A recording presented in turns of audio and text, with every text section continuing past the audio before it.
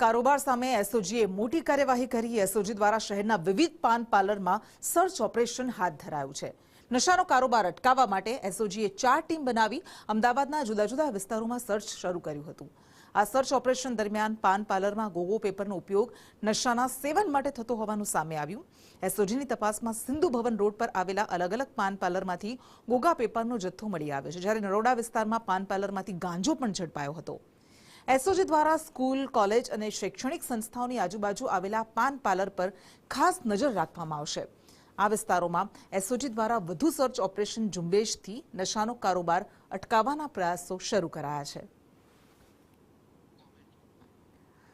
તો એસઓજી દ્વારા આ પાન પાર્લર્સમાં તપાસ કરવામાં આવી રહી છે અને ગોગા પેપરનો જથ્થો જપ્ત કરવામાં આવી રહ્યો છે। આ ગોગો પેપર કે જે ખાસ કરીને સ્કૂલ્સ, કોલેજ, શૈક્ષણિક સંસ્થાઓની આસપાસ આવેલા પાન પાર્લરમાં વેચાતું હોય ત્યાં તવાઈ હાથ ધરવામાં આવી રહી છે। નશાના સેવન માટે આ પેપર વપરાતું હોય છે અને એનું બેફામ વેચાણ થઈ રહ્યું છે ગુજરાતમાં, ખાસ કરીને અમદાવાદ જેવા મોટા શહેરોમાં। ત્યારે એસઓજી દ્વારા આ ઓપરેશન, સર્ચ ઓપરેશન કરવામાં આવી રહ્યું છે। આવા પાન પાર્લર્સને ત્યાં તપાસ કરવામાં આવી રહી છે અને જ્યાં પણ આવું વેચાણ થતું હોય ત્યાં કાર્યવાહી કરવામાં આવી રહી છે। કેવી રીતે ગુજરાતના યુવાધનને ડ્રગ્સના રવાડે ચડાવીને બરબાદ કરવામાં આવી રહ્યું છે તે આપણે જોઈ રહ્યા છીએ અને ગાંજાના સેવન માટે આ પેપરનો ઉપયોગ થતો હોય છે।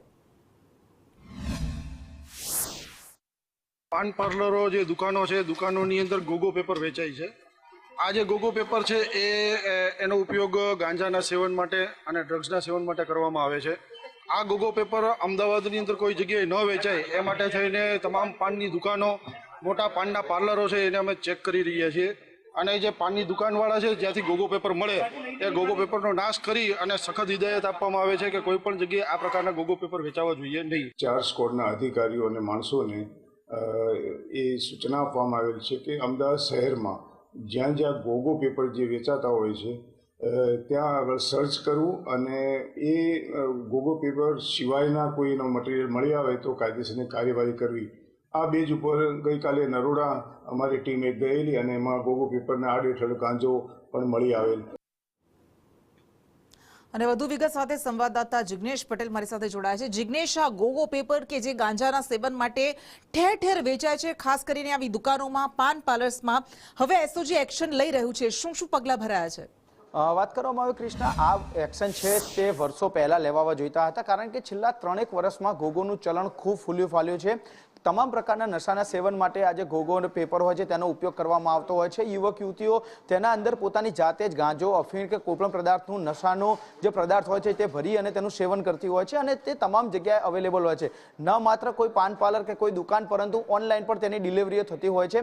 પરંતુ જ્યારે સરકારે આ મામલે સંજ્ઞાન લીધું, સરકારને જ્યારે હકીકત સામે આવી કે ખરેખર આ દૂષણ ખૂબ ફેલું ફાલ્યું છે, ત્યારબાદ તમામ શહેરો, તમામ જિલ્લામાં તેને લઈને તપાસ કરવાના અને કાર્યવાહીના આદેશ આપવામાં આવ્યા છે।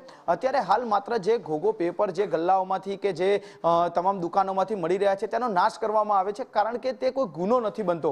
પોલીસ અત્યારે માત્ર તપાસ કરી રહી છે। તપાસ બાદ જે જથ્થો છે તેને કબજે કરવામાં આવે છે, તેને સળગાવી દેવામાં આવે છે અથવા તો તેનો નિકાલ કરવામાં આવે છે। પરંતુ જ્યાં સુધી કોઈ વ્યક્તિ તે ગોગો પેપરની સાથે નશાકારક પદાર્થ સાથે નથી ઝડપાતો ત્યાં સુધી કોઈપણ પ્રકારની ગુનાહિત પ્રવૃત્તિ તે નથી થતી અને તેના વિરુદ્ધમાં કોઈપણ પ્રકારના ગુના નથી નોંધાતા। માટે અત્યારે જે કાર્યવાહી થઈ રહી છે તે કાર્યવાહી માત્ર ગોગાના વેચાણ અને તેના પર પ્રતિબંધના જે નિયમો છે તે લાગુ કરવા માટે થઈ રહી છે અને આગામી સમયમાં આ ગોગો પેપરને લઈને, વેચાણને લઈને પણ કડક કાયદાઓનો ઉમેરો કરવામાં આવે તેવી પણ શક્યતાઓ પોલીસ અધિકારીઓ દ્વારા વ્યક્ત કરવામાં આવી છે। કારણ કે સૌપ્રથમ જે દેશી તમાકુ પીવા માટે જે આ ગોગા નામના જે પેપરનો ઉપયોગ થતો હતો તે હવે ગાંજા અને અફીણ સહિત અન્ય જે નશાકારક પદાર્થ છે તેના માટે થઈ રહ્યો છે અને હવે સરકારે આ અંગે કાર્યવાહી કરવાની સૂચના આપ્યા બાદ તમામ શહેરોની અંદર, તમામ જિલ્લાઓની અંદર, તમામ ગામડાઓની અંદર જે દુકાનમાં આ પ્રકારના પેપર મળતા હોય છે તેમનો જથ્થાનો નાશ કરવામાં આવે છે। પરંતુ હજી સુધી સત્તાવાર તેને લઈને કોઈ પણ કાર્યવાહી કરવામાં નથી આવી। પરંતુ આગામી સમયમાં